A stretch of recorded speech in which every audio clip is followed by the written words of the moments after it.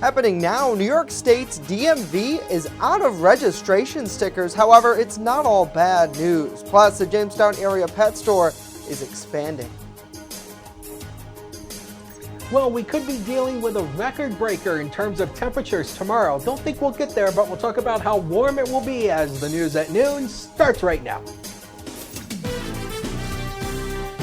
Live and on demand, this is WNY News Now.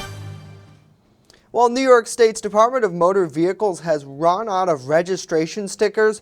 Those looking to renew in person at DMV locations here in Chautauqua County are in luck. Thank you for joining us for WNY News Now. I'm Justin Gould. County Clerk Larry Barmore tells us if you plan to renew your registration online or via mail to Albany, a 4 to 6 week delay is expected. But that's not the case here locally. Barmore explains his DMV offices have a supply of over 10,000 stickers, and if you renew in person at one of the 3 offices countywide or use their drop box or mail it to them, you can get your window sticker without delay. As an extra benefit, he explained Chautauqua County keeps 12.7% of the registration fee, and the money is used to help lower taxes. County DMVs are located on 3rd Street here in Jamestown, Vineyard Drive in Dunkirk, and at the county clerk's office in Mayville. The state has not explained why they don't have any stickers. However, the clerk says it appears that someone forgot to order them, and now customers will have to wait.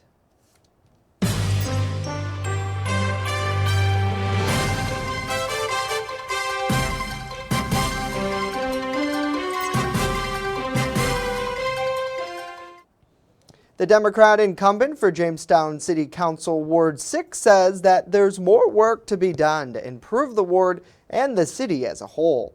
Councilman Tom Nelson, who's attempting to fend off a challenge by Republican Andrew Faulkner in the November election, recently spoke to us to discuss his re-election campaign.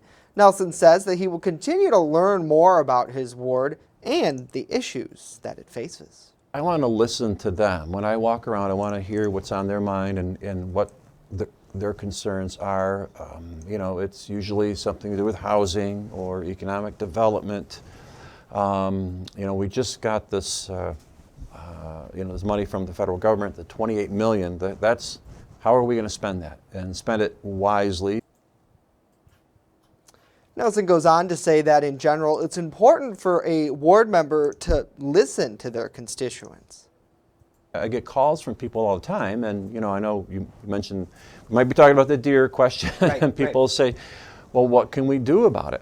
And then I feel like, all right, this is my role, is how can I help solve this problem for them, or at least make it a little bit better? And that's, the goal is, how can I make Jamestown a little bit better? He has served since 2015 as Ward 6 representative. Well, the Jamestown area pet store is expanding their reach to rural areas in what the store owner tells us will fill demands for his customers. Our Alana Wingate has more now on the pet shop's plans. Jamestown business entrepreneur Jason Skinner is expanding his family-owned business Pearl City Pets to the town of Randolph with a grand opening ribbon cutting this weekend. Skinner says the idea started with his customers' feedback. We try to listen to the community and our customers when they come in. And we've seen a lot of customers that come from Randolph to our pet store that say, well, we wish we had one back out there again. Or we see them that they come from Frewsburg. Randolph isn't the only place he plans to expand to in the future. We've already secured another building in Frewsburg. The business name, Hot Scales Pets, is already on the building. And that's the next step, getting that one open and running. Skinner admits running 3 businesses at the same time will likely be a lot of work, but in the end, he is confident that it could be done, especially with the help of his family. We are family oriented. My kids are great help. They come in, they help with the business. Me and my wife work the stores. Now with 3, obviously, we're going to be splitting up a little bit. He explains the business success depends on the community they serve. I can't tell how well it's going to do. We hope that it does excellent.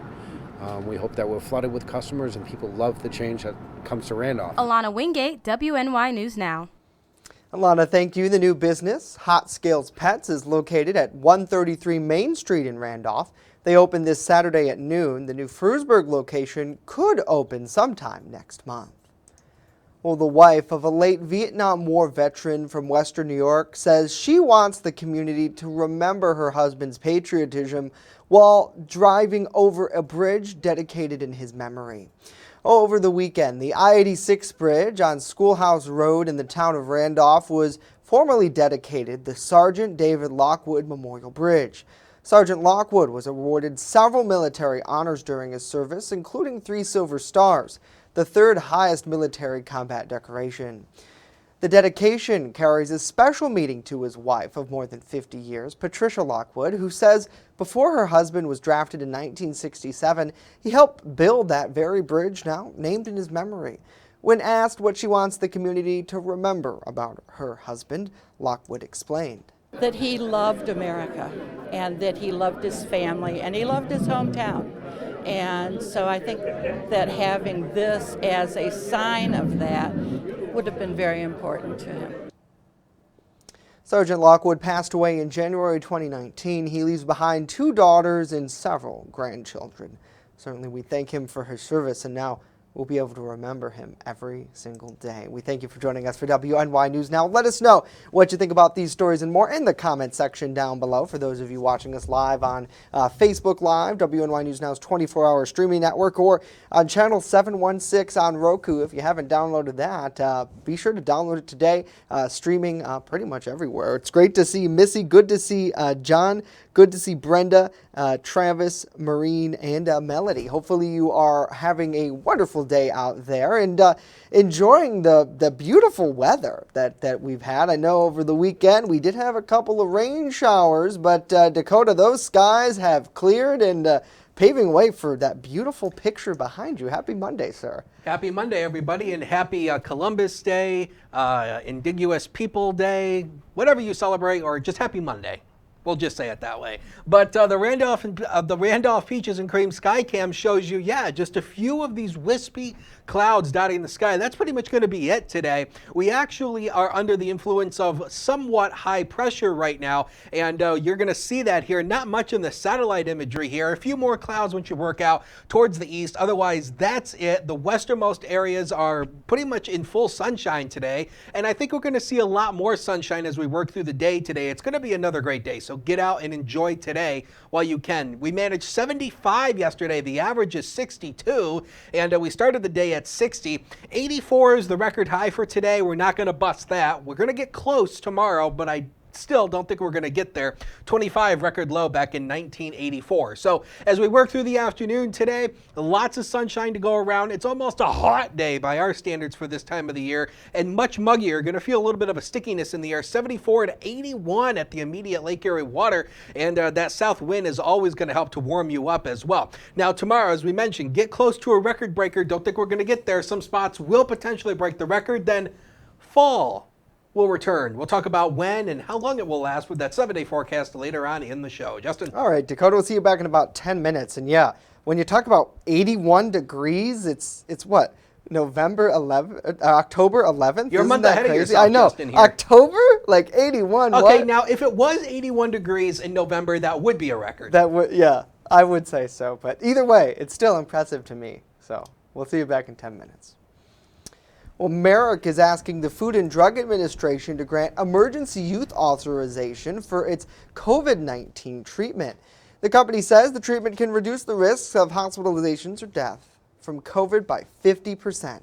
That number comes from a study involving 700 patients. It was stopped at the interim point after the drug's effectiveness over a placebo was easily seen. After a month of treatment, just over 7% of people receiving the drug were hospitalized. More than 14% of those receiving a placebo were hospitalized or even died. Merrick has already sold 1.7 million treatment courses to the U.S. government and promises it offers lower prices to other governments nationwide. The U.S. purchased those initial doses at about $700 per 5 treatment courses. It reportedly cost Merrick less than $18 to produce each of those doses.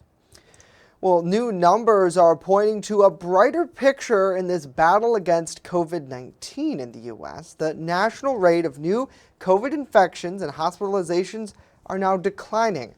And while some experts are making bold predictions about this Delta wave ending by Thanksgiving, others like Dr. Fauci are more cautiously optimistic. Jen Sullivan has the latest. Average new infections dropping and hospitalizations declining. Positive progress that has some experts predicting the worst of COVID's Delta-fueled summer surge may be behind us. If I was trying to put an endpoint on when this Delta wave kind of has moved through the country, it's probably Thanksgiving. We're going to have hopefully a vaccine available for children. And at some point before the end of the year, we probably will have the orally available drug from Merck if things go well.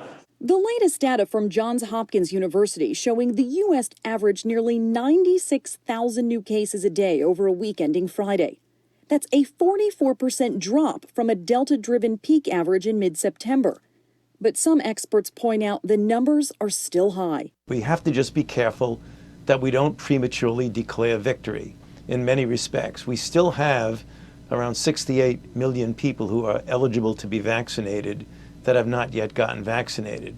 Meanwhile, the national number of people battling the virus in the hospital is more than 67,000 as of Friday, according to the U.S. Department of Health and Human Services. That's a 35% drop from last month. But some parts of the country are still struggling. One doctor in Michigan says his hospital is overwhelmed with COVID-19 patients. I had 6, 7 people sitting in the emergency department waiting for beds at other hospitals that didn't exist, waiting for ambulances that were, 6, 7 hours away from being able to bring them to those places. I'm Jen Sullivan reporting. Jen, thank you. Coming up, what's in the new legislation that protects immigrants here in New York State, just signed over the weekend? And later, out of this world experiences are discussed at a regional library, a look at the event that took place, talking more than just UFOs. Stay with us as WNY News Now continues.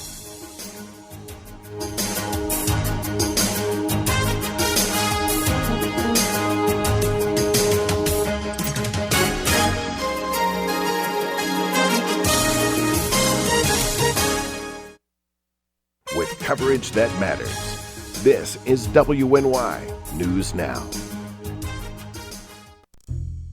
Located along the Amish Trail, the Randolph Retail Company offers a variety of clothing, jewelry, and gifts for any occasion. Offering uptown merchandise at small-town prices, our locally owned business balances quality and value. With complimentary gift wrap here at the Randolph Retail Company, we pride ourselves in personal service.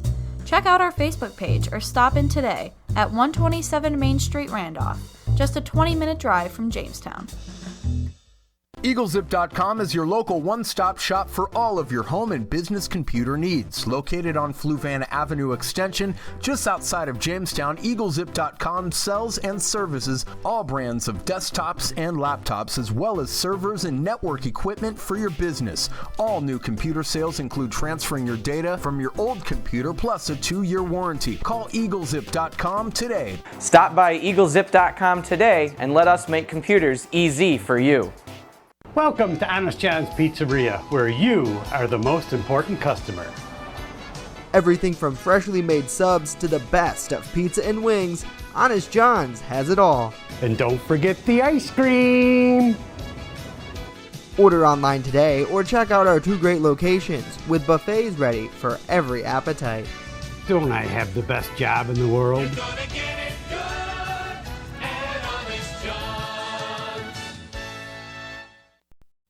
There's an old saying, there's no news in the newsroom. Well, it's true. The time I spend at the anchor desk is just part of my day. Most of our time is spent gathering stories in the community, stories that matter to you. We can't do it alone, and we need your help. When you see breaking news or have a news tip we should know about, drop us a line on Facebook today, email our news desk, or call our newsroom at 488-7226 so we can bring those stories straight back to you. You're watching WNY News Now, where coverage comes first. A 33-year-old Jamestown woman is facing charges after allegedly stealing $250 in merchandise from a local Walmart store. Lakewood Bust-Eye police allege that Bryn Castellano left the store with 32 stolen items concealed in her purse yesterday. Following an investigation, they say Castellano allegedly walked away with those items valued at $254. Additionally, one item worth $69 was damaged and rendered non-saleable. Castellano was taken into custody and charged with fourth-degree criminal mischief and petty larceny in the case. Officers say after processing, she was released with an appearance ticket. Well, Governor Kathy Hochul has signed legislation protecting undocumented immigrants from threats to report their immigration status. The legislation classifies certain threats to report a person's immigration status as extraordinary or corrosion under New York's law. Those threats to report a person's immigration status can currently be treated as a crime in cases of labor trafficking and sex trafficking, but were not previously treated as potential extortion. Hochul says New York was built on the hard work and determination of generations of immigrants, and that as a state we need to support people who are trying to build better lives for themselves and their family. Well, to Washington now, where economics had great expectations for the labor market last month, as kids returned in person to school and millions of people saw their unemployment benefits come to an end. But for the second straight month, the U.S. employers added far fewer jobs than anticipated. Karen Kafa breaks down the numbers and what's next to watch. President Joe Biden addressing a disappointing September jobs report. Our recovery is moving forward, even in the face of a COVID pandemic. The Labor Department said U.S. employers added just 194,000 jobs last month. The economy is still very much dramatically being affected by the pandemic in different ways. Public education jobs, local and state, fell during the back-to-school month. The leisure and hospitality industry added just 74,000 jobs, still struggling to recoup more than 1 million pandemic-forced losses. People are less willing, I think, to work in jobs requiring close public contact. The unemployment rate fell to 4.8%. Despite millions of job openings, the labor participation rate barely budged. Neil Richardson, chief economist at ADP, says that is a key number to watch. Getting people back into the labor market, whatever the bottlenecks or reasons are, is going to be really important for a full recovery, not just in the unemployment rate, but an inclusive recovery that really reaches every vulnerable group. Mark Hamrick, Washington Bureau Chief for Bankrate, says October may give a more accurate recovery snapshot. We'll get well past the period when the federal pandemic unemployment benefits were expiring, and there may be some transitions in people's lives there. Holiday seasonal hiring will also kick into high gear. The U.S. is still down 5 million jobs since the start of the COVID-19 pandemic. In Washington, I'm Karen Kafa. Karen, thank you. Well, from helping the Pilgrims survive a harsh winter to speaking in a code that helped allies win World War II. Today is a day to honor the contributions of Native Americans. It's National Native American Day, and it's recognized in California and South Dakota. It's also known as Indigenous Peoples Day in some parts of the country, like here in New York. It falls on the same day as Columbus Day, as a way to honor the people already living in the country when Christopher Columbus first landed back in 1492. The influence of Native American culture can be seen pretty much everywhere. In many parts of the country, rivers, towns, and other landmarks still bear their names originally given by these tribes.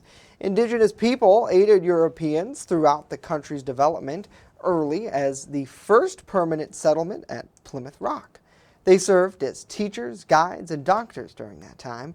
And though Europeans and Native Americans would also embark on a relationship frequently mirrored in conflict, Indigenous people have left an incredible mark on culture and traditions here in the United States. Certainly, absolutely have, as a lot of people out to change history, but days like this certainly looking to celebrate it. Let us know what you think about this and more in the comment section down below. You might be off this Columbus Day, Indigenous Peoples Day. Let us know if you're hanging out at home. Maybe you're at work like Dakota and I, but you know what, Dakota, there's no other place I'd rather be at noontime than hanging out with you telling the news, honestly. So basically work is like paradise, right, Justin? Yeah, I think it is. I don't know. You know the song Another Day in Paradise by Phil Vassar? Yes, yes. Just another day in paradise. Okay. Yeah. We shouldn't sing. Yeah, 'cause no. Nobody wants us to sing. Especially me. I mean, you don't want to hear that. Good to see Beth. Good to see Linda, Karen, and Julie. Let us know what you guys are up to today. I know Dakota, we're kind of got the same old, my friend. I mean, we're talking about the weather. I mean, that's sort of what we do, right? Or what you do, anyways. And one really cool thing that we might get a chance to see or hear about is the sun. What is happening? All right, so this is something interesting. Yeah, so this is kind of scientific, but we're going to try to break it down to make it a little bit more simpler. So over the weekend, something called a coronal mass ejection occurred on the sun. It is not what you think it is, so get your mind out of the gutter. Basically, what is happening here is this right here is called a solar flare. It has to do with all of the scientific chemistry on the sun and, all of the the hydrogen and stuff that's on the sun. I won't get too scientific, but basically this is a solar flare. And this is ultimately going to cause a geomagnetic storm or a solar storm basically over the next couple of days. And NOAA rates these things from G0 all the way up to G5. And the forecast storm strength is a G2. There is a chance that we could see the northern lights. That's this thing here. And the northern lights are that, it's that a fantastic light display in the sky.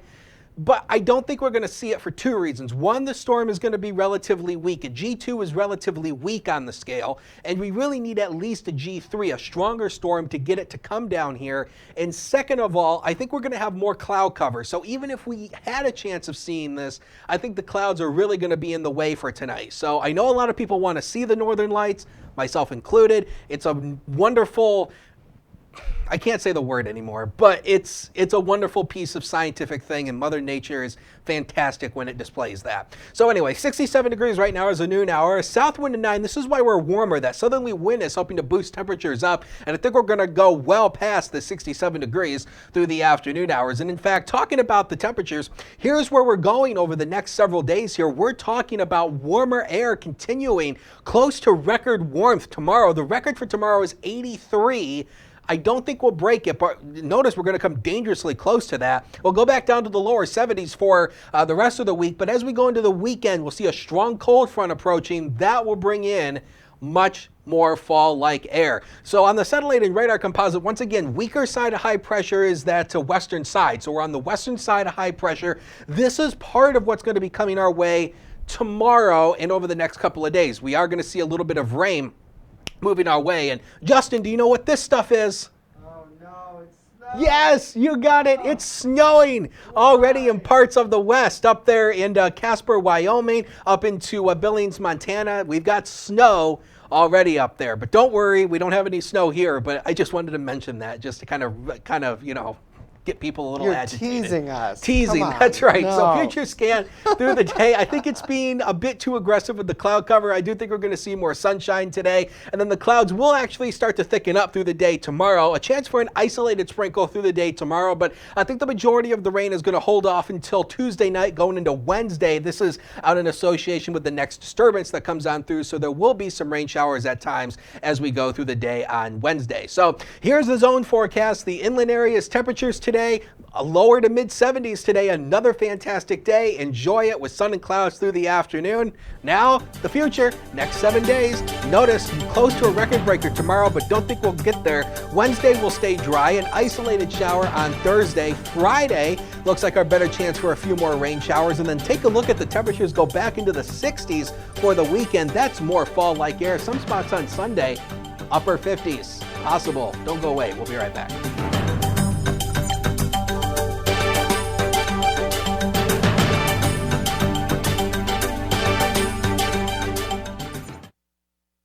With coverage that matters. This is WNY News Now. How prepared is your family if a hurricane shows up at your doorstep? Or a flood? Or a blizzard? You can't just turn away a natural disaster. That's why it's important to go to ready.gov/plan now. It has the tools and tips you need to make an emergency plan with your family. So if disaster comes knocking, let's go. You'll be ready to help keep your family safe. It's just a pizza. Yes. Make a plan today. I'm a survivor. I'm a survivor. I'm a survivor. Testicular cancer is the leading form of cancer in men aged 15 to 35. 1 in 250 men will be diagnosed with testicular cancer. But 98% will survive if detected early. As a survivor, I believe early detection is the key. Learn how to do a testicular self-exam and other important facts about testicular cancer at oneball4tc.com. It's not just what we say, it's what we do. Local first. It isn't just our slogan. It's our mindset every single day. So whether you're watching our daily live streams or staying up to date with reports on our website and mobile app, you'll always see the same attention to detail from reporters who passionately care about our community, who have one goal in mind: to always put the facts first. For me, it's more than just getting the forecast right. What I love the most about my job is that I come into work every day to help break down the weather, letting people know how this is going to impact their day. We take pride that First Defense Weather is the only local weather team in the Southern Tier. We don't just copy and paste our weather from outside sources. Every part of our forecast is handmade right here in-house, something our team really takes pride in. What matters to you matters to us. Every story, every day. WNY News Now, where coverage comes first. You're watching WNY News Now, your source for breaking news. Have you ever been curious about life existing outside of Earth? Well, you aren't alone.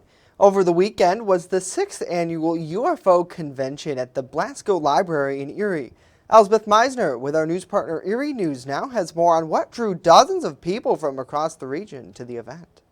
It was a packed house as dozens of people filed into the H.O. Hurt Auditorium at the Blasco Library on Saturday.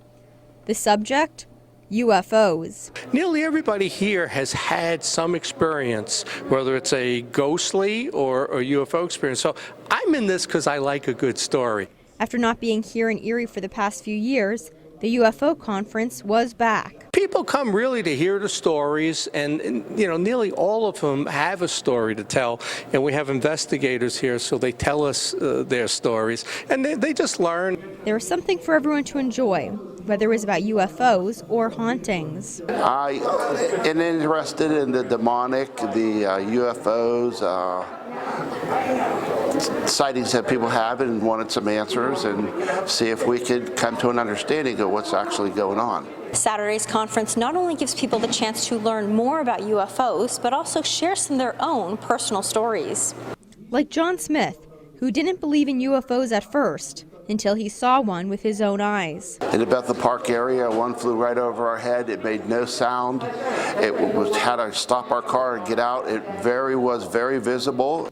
The day-long conference included lectures and discussions, but most important, it was all about learning what's beyond planet Earth. Elspeth Meisner, Erie News Now. Oh, Elspeth, thank you for that. I don't know. Do you believe in UFOs and all that stuff, Dakota? I mean, well, that stuff's more up my dad's alley. Yeah. I mean, my dad is really into, UFOs and Bigfoot and the paranormal. I don't know. I mean, I've never seen a UFO personally. I can't say that they do or don't exist. Yeah. I haven't. I agree with you there. I think there is more to the story than what we know in regards to UFOs.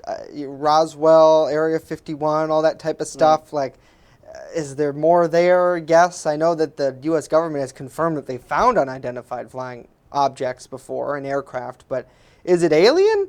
Who knows? Now, ghosts, I am a ghost believer. I know that might sound kind of crazy if you don't believe in that, but there was one time as a kid, I swear to you, that I saw a ghost in my parents' house standing in like my bedroom door, and our family bathroom was like across from each other. And one day, one night I had my door open and the bathroom door was open. And I thought it was my sister at first, standing there in like a white nightgown, but like she never wore anything like that. And I was probably like 7 and she was like 5 at the time. So, but there, and it looked like it was floating above the ground. So I don't know. I can't explain it. And I know my dad told me previously that he thought he saw something like that in the basement. Who knows? Well, I mean, my dad doesn't really, my dad, if you don't know, my dad is a paranormal investigator Right. for JPI. Right, so he's Shameless all plug. about that. Yeah, He knows. so, I mean, you know, the thing is, it's like, you know, my dad doesn't believe in haunting, but you never know what's out there. paranormal, though.